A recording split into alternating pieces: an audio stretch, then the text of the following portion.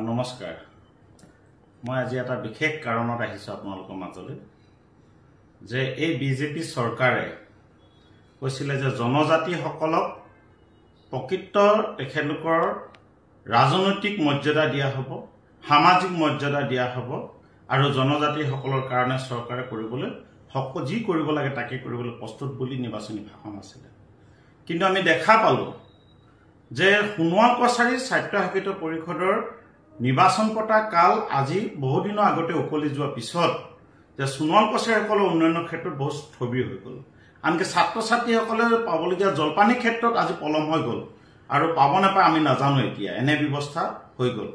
কিন্তু তাৰ পিছতো আমাৰ সোণোৱাল কছাৰী বিভিন্ন সংগঠন সোণোৱাল কছাৰী ৰাইজৰ সমাজৰ ফালৰ পৰা যে অসমত সোণোৱাল কছাৰী স্বায়ত্তশাসিত পৰিষদৰ বাবে নিৰ্বাচন দাবী কৰি থকা হৈছে আৰু এই নিৰ্বাচন দাবী কৰি থকাৰ সময়তে চৰকাৰে অতি কৌশলভাৱে এখন এডহক কমিটি বনাই দিছে আৰু এই এডহক কমিটিখন আমি দেখা পালো যে সোণোৱাল কছাৰী সমাজে নিৰ্বাচন পতাৰ পিছত সেই এডহক কমিটিত পূৰ্বতে যিখন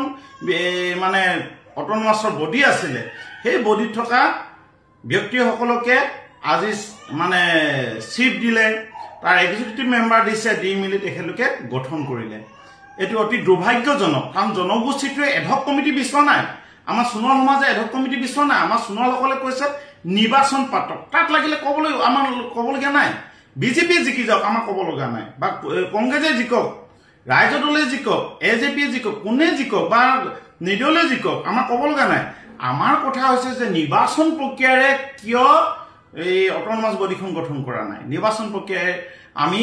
এই অট'নমাছ বডিখন বিচাৰিছো গতিকে সেই কাৰণে যিসকল আমাৰ সোণোৱালৰ ব্যক্তিয়ে এতিয়া এই এডহক কমিটিত সোমাইছে তেখেতলোকৰ প্ৰতি মোৰ অনুৰোধ আপোনালোকে যদি সঁচাকৈ সোণোৱাল কছাৰী জাতিক ভাল পায় সঁচাকৈ যদি সোণোৱাল কছাৰী ককাৰ ভাইসকলক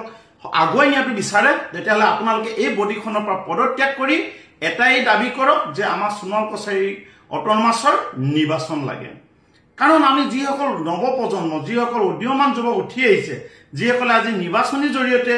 তেখেতলোকে সোণোৱাল কছাৰী অট'নমাছৰ মাজলৈ যাবলৈ বিচাৰিছে তেখেতলোকক আজি বাধা দিয়া হৈছে আপোনালোকে যিসকলে এতিয়া অন্তৰ্ভুক্তি হৈছে আপোনালোকে নিৰ্বাচন খেলে জিকি যাওক আমাক ক'ব লগা নাই কিন্তু আপোনালোকক এটাই দাবী জনাইছো সঁচাকৈ যদি আপোনালোকে সোণোৱাল কছাৰী জাতীয় উন্নয়নৰ কথা ভাবিছে সঁচাকৈ যদি আমাৰ সোণোৱাল কছাৰীসকলৰ কথা ভাবিছে তেতিয়াহ'লে আপোনালোকে ইমিডিয়েট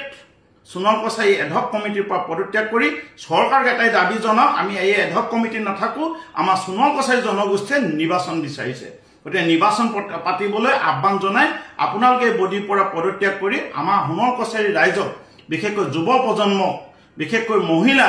বিশেষকৈ বিভিন্ন সমাজকৰ্মীসকলক আগুৱাই যোৱাত মাত মতাত বা অট'নমাছলৈ যোৱাত সহায় কৰিব বুলি আপোনালোকক অনুৰোধ জনাইছো